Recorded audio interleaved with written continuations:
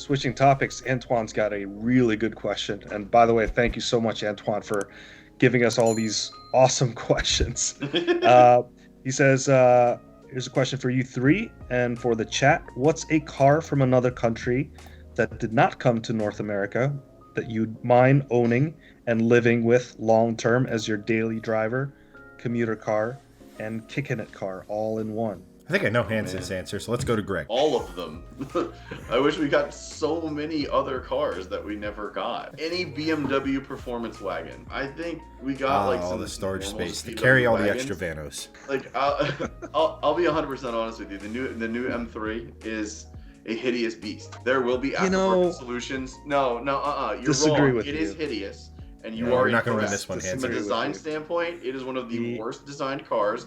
Yeah, of the all beaver teeth. time. It really Well, is. you know, However, with the M4 and M3, they look pretty good with Hang on. with the black and the whole, you know, the That's it, beaver you're getting teeth, they muted. look pretty good. I will not be silent. Hold on, guys. I found a really. So here's the deal. Greg, I think we have to kind of Here's the give deal. Hanson some credit. I did find a really good picture of an M4 on the internet. God, this Take is a gonna look. be something stupid, right? Oh, okay. Jackass. You It's jackass. I see That the is an resemblance. accurate- yeah. That is an accurate M4 drawing. As we're saying this, like I think it's one of the worst design. All right, one of the worst design front ends. Like everyone rags on it. Everyone gives it like the worst. You know, the new M3 is terrible. It truly is. It is truly ugly in so many senses of a automotive design and aesthetics perspective. Two things on that. I would buy the wagon version because we don't get it here, and an M wagon is something that I have wanted for literally 20 years or more in this country because I love wagons, I love hot hatches, and I would love for the BMW M line to have that because they have the E46 or the E63 AMG. They've had AMG wagons forever. They've had RS wagons in Europe. Wish they would have brought them here earlier, but they have them here now. So we have that now. But I really wish the M car would come. And the second point to the aftermarket bumpers and front ends for this car, for sure. They already exist. Apparently, it is an all-world car as a performance car. And I really, truly wish we got the wagon version of it because I would probably be trading in the Polestar to put a down payment on that because you can make it look better. Like, you can make anything look better with the correct amount of time and effort and whatever. They're super fun. You know, sports cars, and they're great commuter cars. Honestly, they're just great all-around cars. Oh, one car I wish we got right now. I just want to defend myself real quick because that looks stupid. That looks dumb. Defend yourself or No. I'm just saying. yourself? I'm just saying. I totally agree with you. That looks stupid. Yes, It's it stupid. is. But this, I mean, there's just something different about that. It's just no chrome. That It looks more special. Still looks terrible. No chrome, like some like black lip on there, black side skirts. That's actually growing on me. It's growing It on looks like a pig from Angry Birds. It really does. The grill is so it's working tall for me. that they have to mold the body around it, and it's the defining feature. It's just, I mean, Ugh, no, I can't. I can't. cannot. Just look at some of the renders online of it with like a normal grill. Man, chef's kiss. So good. I don't know. How about Like, you, Chad? What yeah, you guys- what foreign car that was never sold in the States would you daily would be your one everything car? See, that's kind of interesting. So, like, my head naturally goes to like an Escort Kazi legend. Group A legend. 2, I mean, it's a 90s car, so the block and everything is so stupidly ever engineered, so it does open potential for more power. Believe it or not, I love the R32 GTR with the Pandem wide body is another one. I think it's the best. It's like I never was a big GTR guy. I saw one of those and I'm like, yeah, I could definitely rock with that. You know, and the RB speaks for itself. You know, obviously, you know, it comes with the the complications of ITBs and vacuum lines for miles because of the sequential turbo setup, all fixable, right? You know, and how you could even just say, you know what, screw it, LS. But like, I've been thinking about it more and more, and I think, just to be kind of off the wall a little bit, a Ford Falcon, the one with the high output Barra, just because we don't get the Barra, and just because of how much potential those things like the XR8 or something like it's that. something Literally it's- what Antoine just put in chat. Oh, But that has a V8.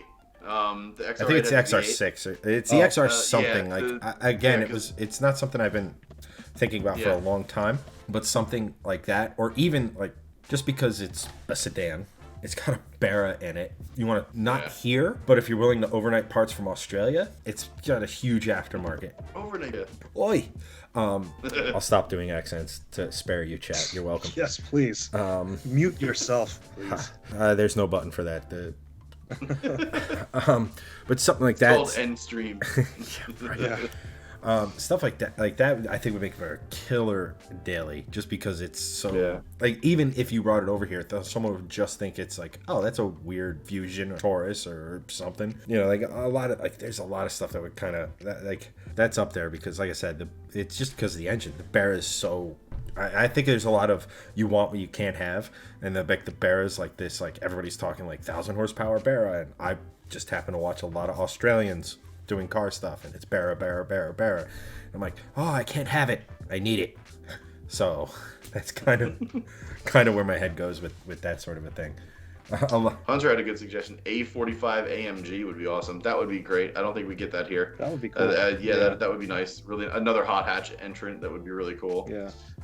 Antoine's suggestion: Falcon XR8 V8 manual. That would be sweet. That would have been a nice rivalry to the Chevy SS here, which was a Holden car. Charger. That would be really cool. And then Hunter, again, a lot of the Vauxhall Holden cars would sell like hotcakes in the U.S. I disagree with that. I don't think that they would sell well at all. I mean, we tried taking their two most enthusiast-based models, right?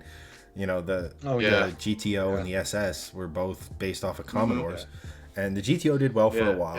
And you also had a bunch of Vauxhalls in the form of Chevys and Saturns. Yeah. Right. And they didn't, Saturn's dead. Right. And a lot of those cars basically they're still not around. So the US market is it is the illusion of safety. You have to have a high seating position. You have to have a big car to be safe. You just have to know how to drive.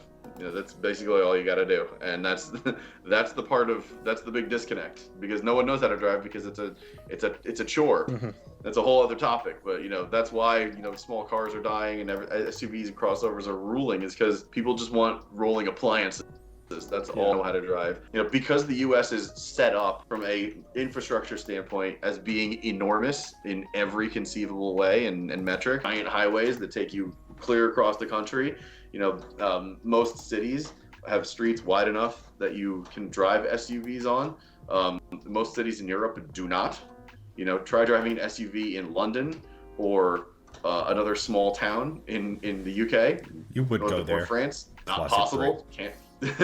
but you can. But not. You should not. You're going to hit cars. But that's why the U.S. is the way it is, because it's big, wide open spaces. And even in New Jersey, where there's a ton of population, it's filled to the brim with SUVs and crossovers. So it's just the way it goes. Just to kind of touch on that, my in-laws were just in Ireland for a wedding, and when they got a car, they were like, "Would you like to get wheel and tire insurance?" And they're like, "Wheel and tire insurance? Why?"